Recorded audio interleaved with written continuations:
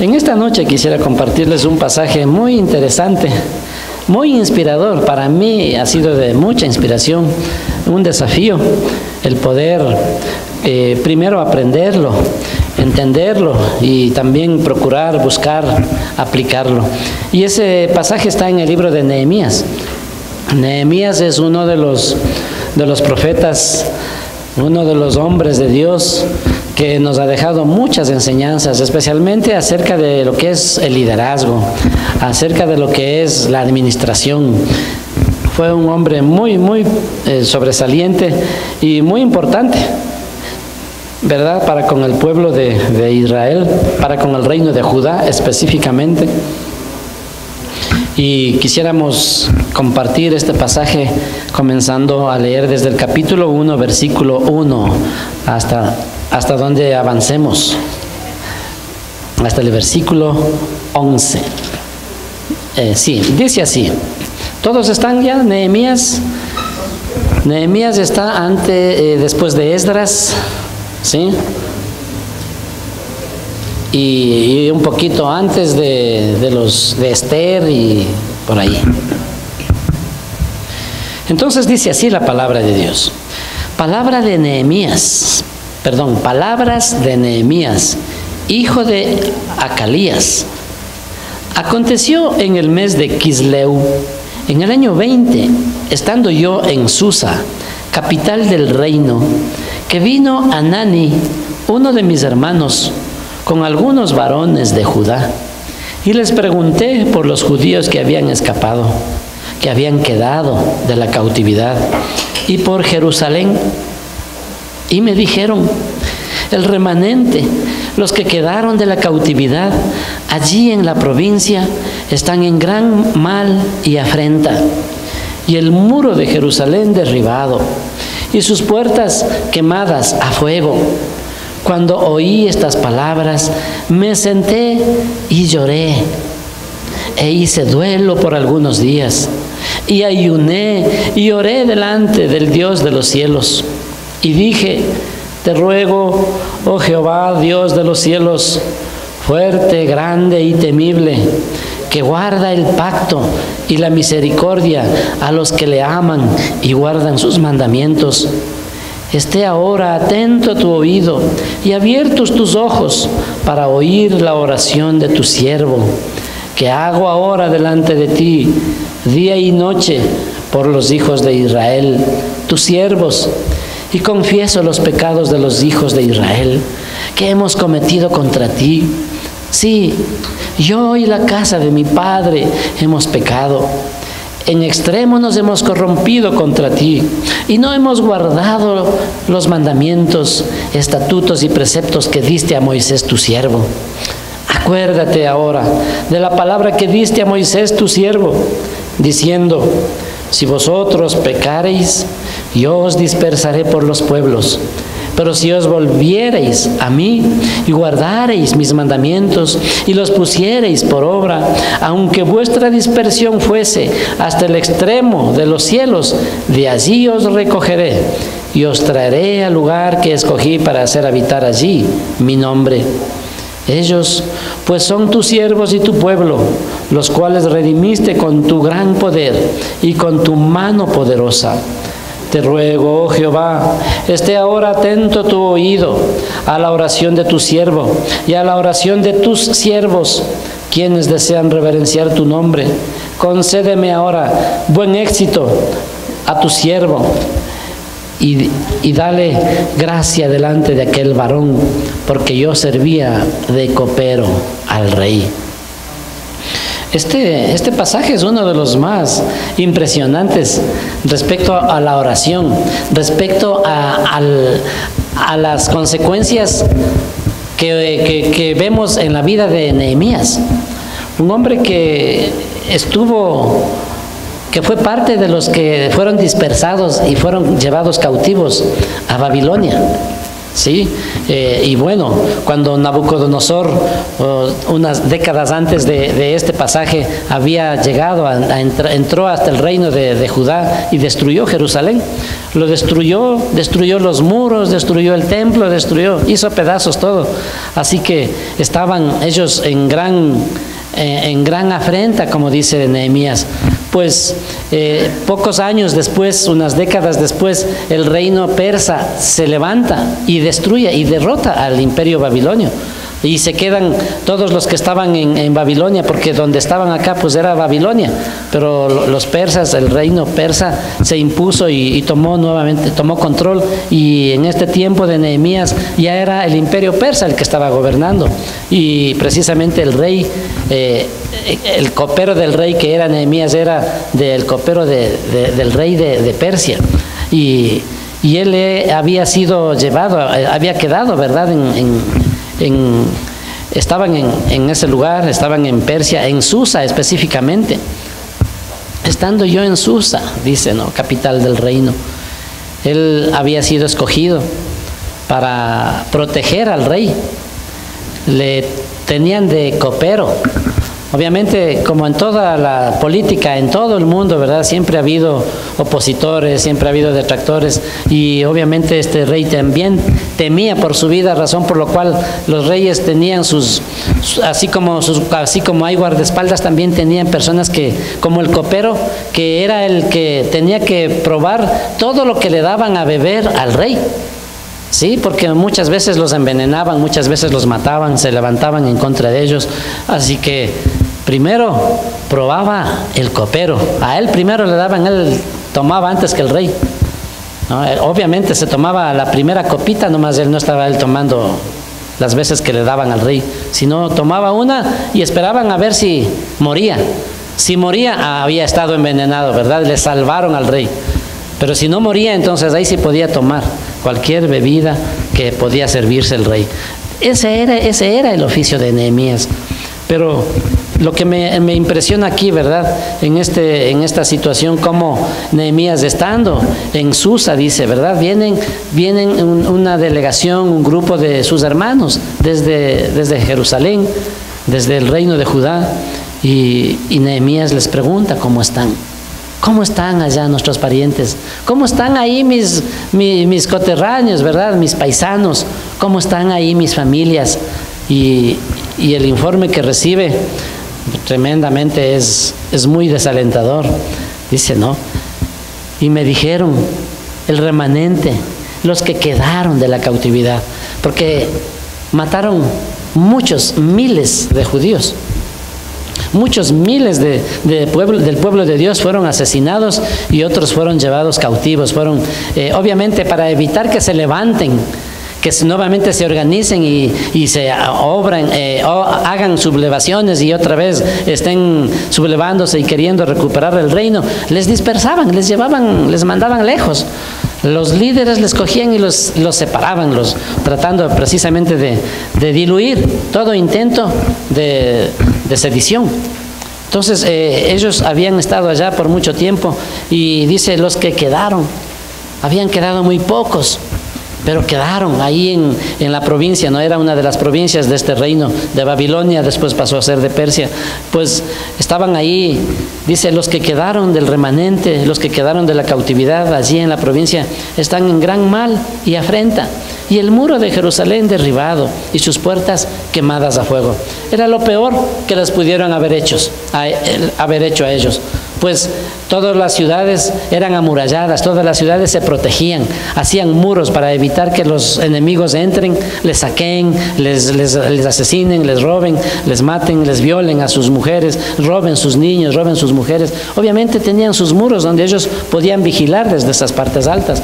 Pero Nabucodonosor, al mando de su ejército, ¿verdad?, con Babilonia, entró, destruyó, arrasó todo, aún el templo saqueó todo, y aún todos los utensilios del templo se llevó hacia un templo de los dioses de Babilonia, profanando obviamente esos utensilios que eran solamente para el servicio del Dios Todopoderoso, de Jehová. Y estaban así, ¿verdad?, dice, los muros destruidos, así que no tenían ellos ninguna protección. Cualquier pueblo, cualquier ejército, cualquier grupo armado que estuviera pasando por Jerusalén, podían entrar y saquearles, podían entrar y robarles, podían entrar y burlarse de ellos. Así que para ellos era un oprobio, dice, para ellos era algo muy escarnecedor, para ellos era duro, para ellos era vergonzoso lo que estaban pasando, y muy tristes y muy dolidos. Y ese informe recibe Nehemías de parte de sus coterráneos, ¿no? Miren, y vemos, ¿no es cierto?, aquí la bendición que vamos a aprender aquí, cómo este Nehemías se sobrepone, ¿no? Cómo este hombre llega a ser una persona muy importante dentro del pueblo de Dios, porque ocurre algo interesante, que esto es el propósito de esta enseñanza, ¿verdad? Cuando oí estas palabras, me senté y lloré, e hice duelo por algunos días, y ayuné y oré delante del Dios de los cielos. Miren, la noticia era tremenda.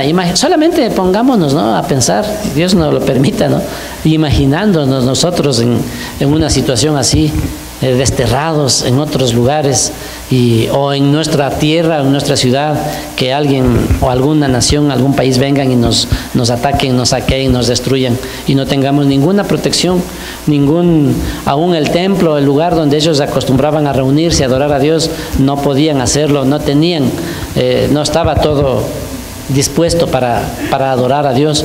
Así que estaban siendo escarnecidos, se burlaban de ellos, todo el mundo les menospreciaba, todo el mundo les robaba, todo el mundo les hacía daño. Y si examinando la vida de Nehemías, vemos que era un hombre de oración. Y nuestro ejemplo va a ser Nehemías en esta noche, ¿verdad? Un hombre en el cual después después de escuchar, él no obró, él no hizo nada, ¿no es cierto? Él no corrió a ver qué hacer, sino que obviamente había algo que tocó su corazón, y es el poder sentir la necesidad, el poder sentir el dolor de sus familiares, el dolor de sus coterráneos, el dolor de su pueblo. Y dice, ¿no?, cuando oí estas palabras, no se pudo ni mantener de pie. Imagínense, ¿no?, una noticia de esas. Tremendo, que no podía ni siquiera mantenerse de pie. Dice, me senté y lloré, y hice duelo por algunos días y ayuné. Y después, este es el ejemplo, ¿no es cierto? Dice, y oré. Nosotros cuando escuchemos, cuando vengan situaciones adversas, cuando tengamos que pasar por cosas difíciles en nuestra vida, lo primero que debemos hacer como este hombre, ¿verdad? Por eso es un ejemplo de liderazgo, un ejemplo de un hombre de oración, y un ejemplo que nosotros debemos aprender de él para desarrollar en nosotros ese estilo de vida, un hombre de oración, una persona, un hombre, una mujer de oración. Dice, él lo primero que hizo fue orar. Sí, este hombre fue el instrumento de Dios para después restaurar esos muros. Pero mire, cuando supo Nehemías, ¿no es cierto?, de lo crítico de la situación en Jerusalén, lo primero que hizo fue orar. Claro, se sentó, lloró, ayunó, oró, ¿no es cierto? Y oró. Y oró. ¿Y qué es lo que buscamos a través de la oración? Nosotros buscamos a través de la oración contactarnos, comunicarnos con el Dios de los cielos, con el único que tiene el poder de revertir las cosas, con el único que tiene el poder para cambiar la situación, por más difícil que sea. El hombre no puede, el ser humano no puede, pero Dios sí lo puede. Por eso debemos aprender que lo primero que debemos hacer es orar. Muchas veces nosotros ese es el último paso. El último recurso. Nos vamos al médico, nos vamos al chulquero, nos vamos a cualquiera para que nos solucione el problema. Cuando ya no podemos, oremos. O ahí nos piden oración, nos dice, vea usted que está más cerca de Dios, ve orando. ¿No es cierto? A ustedes les han de haber dicho muchas veces, a veces las personas que nos rodean. Por eso vemos, ¿no?, antes de hacer cualquier cosa, debemos orar. Cuando Nehemías oyó este informe, lloró, hizo duelo, ayunó y oró. ¿No es cierto? Así que vemos, ¿no es cierto?, cuando tengamos estas situaciones. ¿Y qué es lo que ocurrió? Y dijo, ¿no?, y le dije, y veamos la oración, analicemos un poquito, ¿no?, ¿cómo debemos orar? ¿Cómo debemos orar? Aquí vemos algunos pasos. Cuando tengamos estas dificultades, lo primerito que debemos hacer es ir a la presencia de nuestro Dios, a orar. a derramar nuestra alma delante de Él, a abrir nuestro corazón y presentarle nuestra necesidad. Es cierto que Él ya lo sabe. Si Él es omnipotente, omnipresente, omnisciente, Él ya lo sabe. Pero espera que nosotros nos contactemos, nos comuniquemos, le tengamos confianza, le creamos. Porque si yo vengo delante de Él y cuento mis necesidades, le abro mi corazón, es porque confío en Él, porque estoy esperando en Él, porque estoy dependiendo de Él. Esto es un asunto también muy importante dentro de la oración. Manifestar o mostrarle al Señor, no demostrarle nada, sino que agradarle al Señor en una situación o en una condición. ¿Cuál? De que yo dependo de Él, de que estoy confiando en Él, por eso voy. No le dejemos nunca al último. Y a veces nos ocurre, ¿verdad? Que nosotros queremos solucionar todos los problemas cuando ya no resulta nada de lo que nosotros hacemos. Ahí sí, debido a que no hay respuesta, ¿no es cierto? Buscamos en oración. Por eso aquí nos da muchos ejemplos. Este ejemplo de Nehemías es muy inspirador para cada uno de nosotros. Así que, ¿cómo debemos orar? ¿No es cierto? ¿Cómo debemos orar? Y aquí dice, y cuando oí estas palabras me senté, lloré, ayuné y oré. Y dije, aquí está la oración. Póngale mucha atención, aquí hay muchas cosas que aprender. Lamentablemente el tiempo es muy corto, por eso no nos vamos a extender sino hasta después de las 10 de la noche. 10 minutos más. Y le dije, te ruego, oh Jehová, Dios de los cielos, fuerte, grande y temible, que guarde el pacto y la misericordia a los que le aman y guardan sus mandamientos. Mire, tremendo, ¿no? Cómo le muestra la dependencia, la confianza en el Señor.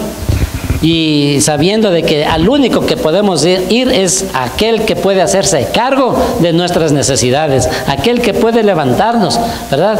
Y saber que solamente en Él podemos encontrar el alivio. Y solamente a través de la oración podemos nosotros liberar el poder de Dios. Y la oración que realiza, dice, ¿no? Te ruego. Yo no creo mucho en estas. Bueno, hay algunos hermanos que predican y dicen, no, reclama las promesas. Y yo no me atrevo a reclamarle nada a mi Señor, ¿no es cierto? No nos merecemos nada, pero dice, pero reclama. Bueno, a lo mejor les resulte a ellos. A mí no me gusta reclamar, yo no soy reclamón, ¿no es cierto? Una vez nomás me acuerdo, ¿no? Que una vez me pagaron de más el sueldo. Una vez vino el sueldo con el sueldo ahí en el sobre, un valor un poco mayor que de lo que ganaba. Y yo, bueno, dije, bueno, que por algo he de haber hecho, ¿no? Que me dieron. Y bueno, pasó ese mes, llegó al siguiente mes, viene mi sobre y otra vez diferente el valor de mi sueldo. Pero en esta vez vino menos. Así que ahí sí fui a reclamar. Y les digo, mire, vengo a mostrarle que aquí mi sueldo está menos. Y dice, sí. Y el mes anterior también nos equivocamos y le dimos de más, ¿y por qué no vino? Le digo, bueno, es que un error pasa, pero dos ya no. Es tremendo, ¿no es cierto? A veces nosotros pensamos cómo las cosas, cómo Dios se manifiesta, cómo Dios quiere obrar en cada uno de nosotros. Y es importante que podamos aprender, ¿no es cierto?, de este pasaje, la forma de orar. Te ruego, se acerca no a reclamar, sino a rogar, a depender, a hacerle entender, a hacerle sentir a Dios que dependemos de Él. Aplicando esta palabra que dice, no, bienaventurados los pobres de espíritu, porque de ellos es el reino de los cielos. Bienaventurados los pobres, los que sienten necesidad, los que reconocen que no son nada delante de Dios y van con un ruego. Cuando uno va en una posición y en una actitud de ruego, de humillación de delante del Señor, estoy demostrando mi situación y mi posición delante de Él. ¿Quiénes somos delante del Altísimo, delante del Dios Todopoderoso? Y reconociendo la situación y la posición de nuestro Dios, reconociendo que Él es Dios, reconociendo que Él es el Todopoderoso. Entonces, miren, buena actitud. Entremos, no entre reclamando. ¿Por qué, Señor, no me das esto? ¿Por qué no me respondes? ¿Por qué esto? ¿Por qué esto otro? Muchas personas, muchos de nosotros a veces oramos de esa manera. Te ruego, oh Jehová. Y es lo lindo, ¿no? Como Él basa su oración en las características, en el carácter de Dios. en los atributos. Dice, te ruego Dios de los cielos. Obviamente no es un Dios local, no es un Dios solo de un pueblito, es el Dios del universo, el Dios de los cielos, el Dios de la tierra y de todo el universo. No es solamente el Dios de Israel, no era solamente el Dios aquí en Ecuador, no es solamente el Dios en cualquier país del mundo, es el Dios del universo, el Dios tuyo y el Dios mío. Y como se dice, ¿no?, en la China y en la Conchinchina, es Dios, porque Él no deja de ser Dios. Y va y dice, Dios de los cielos, fuerte. Dios no es un Dios débil, es un Dios fuerte. No hay quien se le resista, no hay quien se ponga delante de Él. Por más problema que tengamos, Él es más fuerte que ese problema. Amén. Y también le dice, grande, ¿no? Fuerte, grande y temible. Qué linda forma de comenzar esa oración, ¿no es cierto? Adorando, exaltando las cualidades, las características de nuestro Dios todopoderoso, que guarda el pacto. Además de esto, no es un Dios mentiroso, no es un Dios que se arrepiente, no es un Dios que cambia, que un día nos dice una cosa y al otro día es otra cosa, que un día nos prometió pero que no cumplió. No, Él dice, es un Dios fuerte, grande y temible y que guarda el pacto, es decir, que cumple su palabra. Todo lo que está escrito acá, el Señor lo va a cumplir. El Señor lo ha cumplido para cada uno de nosotros y te va a cumplir también para ti y para tu vida. Amén.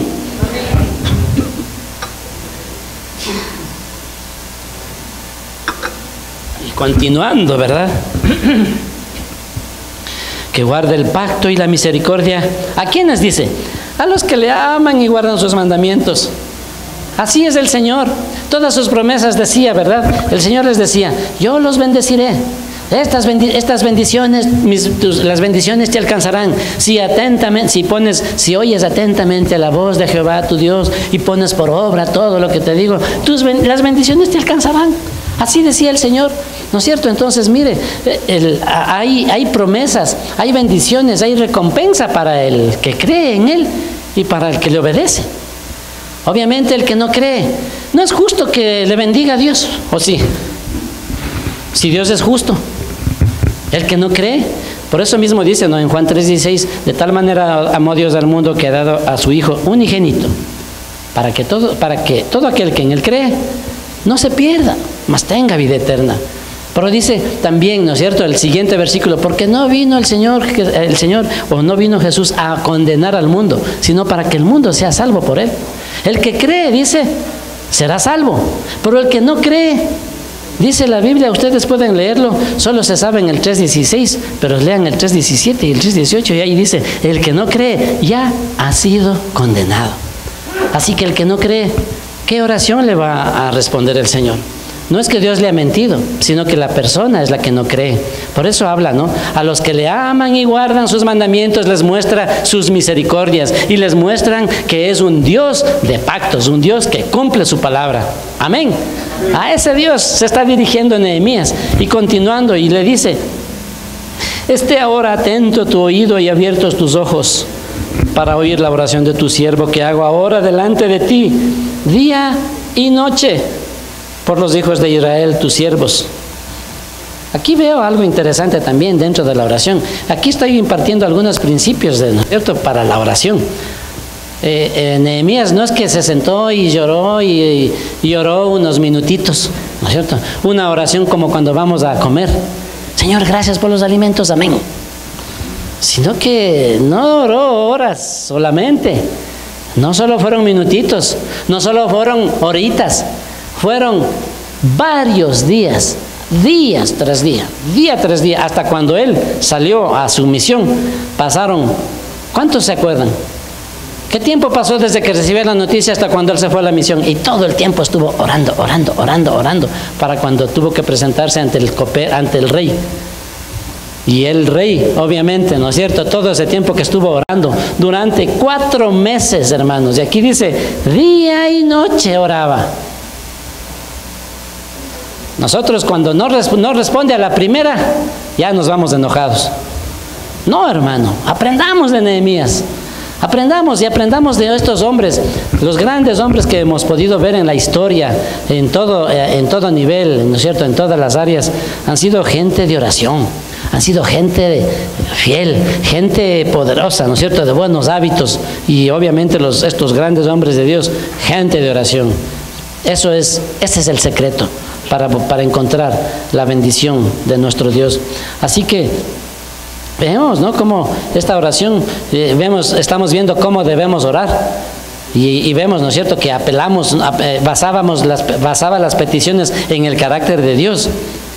Otro aspecto importantísimo, mire, dice aquí, que hago oración delante de ti día y noche por los hijos de Israel, tus siervos, y confieso los pecados de los hijos de Israel, y que hemos cometido contra ti.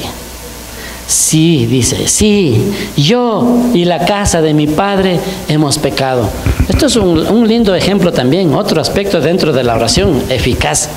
Yo digo oración eficaz porque después de esto el desenlace es que Dios respondió, ¿verdad? Dios les dio la victoria al pueblo de Israel, a Nehemías en su empresa, en lo que él quiso emprender para liberar, para sanar, para librar del oprobio a la nación, a la ciudad de Jerusalén y a su pueblo.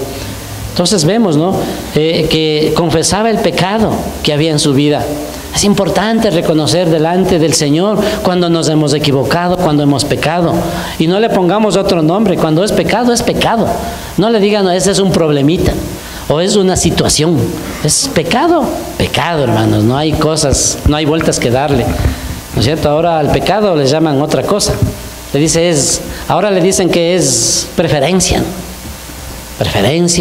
decisión propia, cosas así, pero el pecado es pecado. Y vemos que Nehemías confiesa el pecado. Dios advirtió a su pueblo el precio tan alto que deberían pagar si desobedecían sus mandamientos. Y una de las cosas o una de las consecuencias graves que ellos iban a sufrir si desobedecían a la voz de Dios era que no entrarían a la tierra prometida. Era que las promesas no podrían alcanzarlas. Así que Dios les advirtió. Y precisamente por esto, Nehemías lo primero que hace es confesar el pecado. A pesar de que él no estuvo en Jerusalén, ¿no es cierto? Él no estuvo en ese tiempo cuando las cosas fueron de mal en peor y la maldad del pueblo. Sin embargo, sus familiares, sus antepasados, él también pone, dice, yo y la casa de mi padre hemos pecado. Lindo, ¿no? Tampoco se pone, dice, no, ustedes pecadores, ustedes que son así asado y cocinado, sino que se involucra, él también. Y dice, en extremo nos hemos corrompido contra ti y no hemos guardado los mandamientos, estatutos y preceptos que diste a Moisés tu siervo. Y otro aspecto acá, ¿verdad? Aquí vemos como que le recuerda al Señor y dice, recuerda. Por tanto, dice, no, acuérdate ahora de la palabra que diste a Moisés tu siervo. No es que el Señor tiene mala memoria. No es que el Señor se olvida, ¿no es cierto? Y tenemos que hacerle acuerdo. Pero Él le recuerda quién es Él, el Dios del universo, el Dios que dice y eso será. Dice porque no, Jeremías decía, no, porque Dios no es hombre para que mienta, ni hijo de hombre para que se arrepienta, sino que lo que dice, eso hará. Lo que ha prometido, eso lo cumplirá. Y le está haciendo recordar. Dice, Señor, acuérdate ahora de la palabra que diste a Moisés tu siervo, diciendo, si vosotros pecareis, yo les dispersaré por los pueblos. Pero si os volviereis a mí y guardareis mis mandamientos y los pusiereis por obra, aunque vuestra dispersión fuere hasta el extremo de los cielos, de allí os recogeré y os traeré al lugar que escogí para hacer habitar allí mi nombre.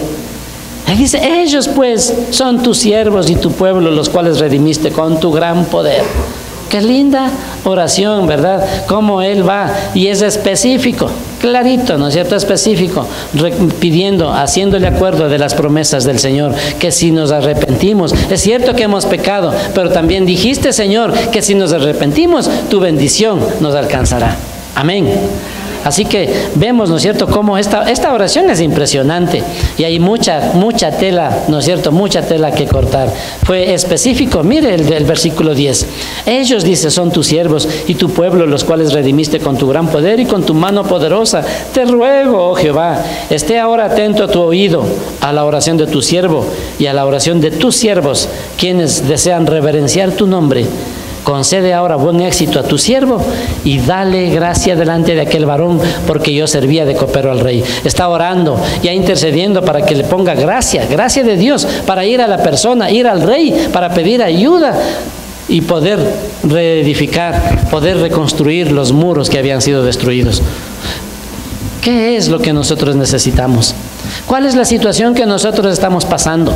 Mire estos aspectos en la oración, ¿no es cierto? Oraciones poderosas, sencillas, analizando estos temas, ¿no es cierto? Estos puntos.